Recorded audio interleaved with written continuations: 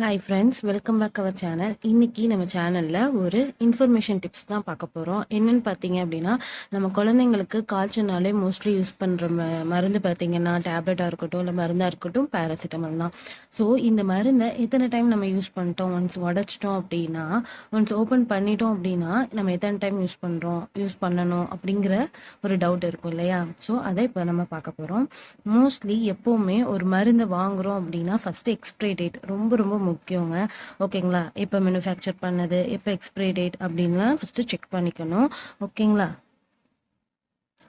Check பண்ணிவிட்டு next வந்துட்டு once நம்ம இதை ஓப்பன் பண்ணிட்டோம் அப்படின்னா இதை வந்து மோஸ்ட்லி ஒரு மேக்ஸிமம் அதை மினிமம் ஒரு ஒன் மந்த்துக்கு யூஸ் பண்ணலாம். இப்போ நான் வந்து என்னோட பாப்பாவுக்கு வந்துட்டு நான் ஒரு வாங்கி 2 மந்த் ஆச்சு. ஓப்பன் பண்ணேன், கேட்டுச்சு. பட் ஆனால் இப்போ நான் வந்துட்டு காய்ச்சல் அடிச்சிச்சு, நான் வந்து கொடுத்தேன். பட் ஆனால் வந்துட்டு இந்த மருந்து கேட்கல. ஸோ அப்போ வந்துட்டு ஒரு மருந்தை வந்து நம்ம ஓப்பன் பண்ணிட்டோம் அப்படின்னா இதை ஒரு 1 மந்த்துக்கு தான் யூஸ் பண்ணணும். அதுக்கு மேலே இதில் எந்த ஒரு எஃபெக்ட்டுமே இதில் இருக்காது. ஓகேங்களா? சில பேர் வந்து ஃப்ரிட்ஜில் ஸ்டோர் பண்ணி யூஸ் பண்ணலாம் அப்படிலாம் சொல்லுவாங்க. ஸோ அந்த மாதிரிலாம் நம்ம யூஸ் பண்ணக்கூடாது. 1 மந்த் தாங்க, அதுக்கு மேலே நம்ம யூஸ் பண்ணக்கூடாது. ஓகேங்களா? இந்த மாதிரி.